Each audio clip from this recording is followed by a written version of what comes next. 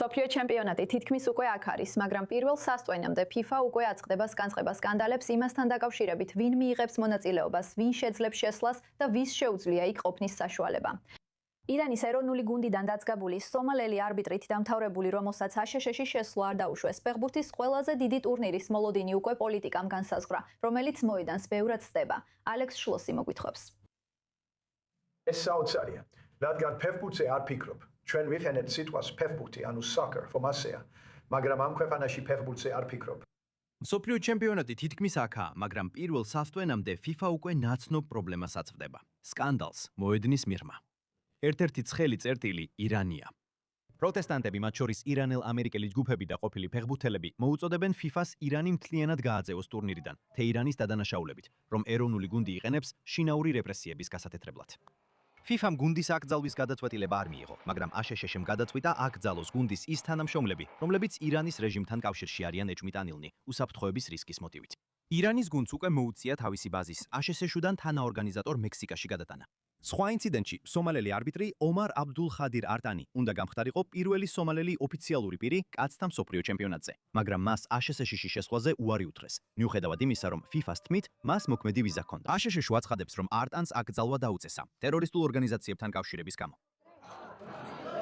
რა თქმა უნდა, სამწუხაროა ისიც, რაც მოხდა.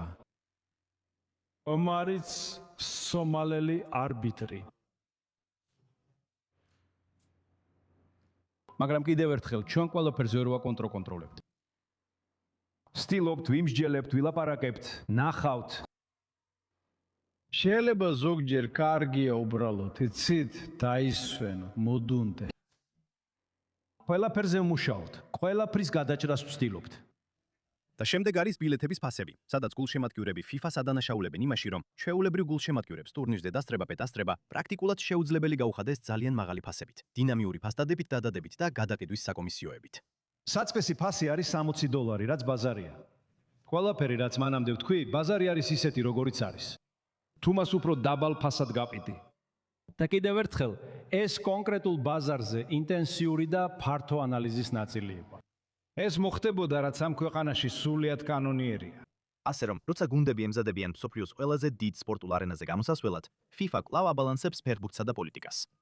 მაგრამ გლობალურ შეჯიბრებაში, რომელსაც ხშირად თან ახლავს სკანდალები, როგორც კი ბურთი მოედანს შეეხება, ბევრი გულშემატკივარი ალბათ ყველაფერს დაივიწყებს. და ამ თემაზე მეტი ინფორმაციისთვის პირდაპირ ეთერში ვერთობით ჩვენს უფროს ამერიკელ კორესპონდენტ მაიკ ვაგენჰაიმს ვაშინგტონიდან.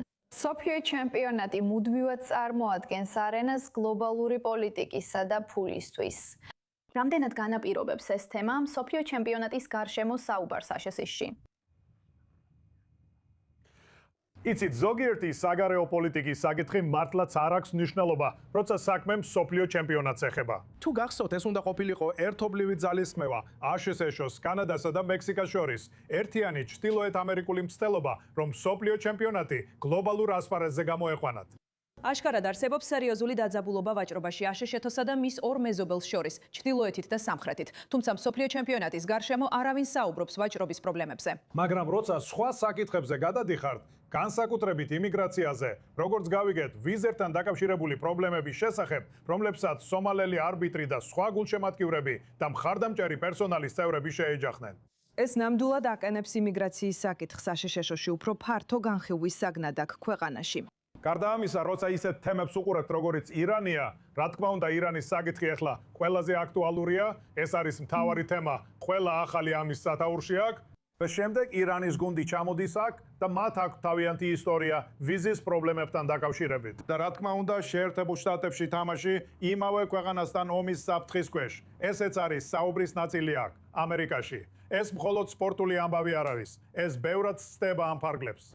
და რა თქმა უნდა, როცა ინფლაციასთანაც გაქვს საქმე და გლობალურ სიტუაციასთან, როცა ნავთობისა და სხვა ყველაფრის ფასები იზრდება, დიახ, ეს ყველაფერი აქაც იგრძნობა. როცა ტრანსპორტირების, სასტუმროს ფასებზე და მსგავსი საკითხებზე ვსაუბრობთ. მოდით უბრალოდ ფეხბურთი ვითამაშოთ. მაგრამ რა თქმა უნდა, ამ მოვლენების გლობალურ გავლენასაც ვერ გავექცევით. კი, მადლობა მაიკ ვაგენჰაიმ.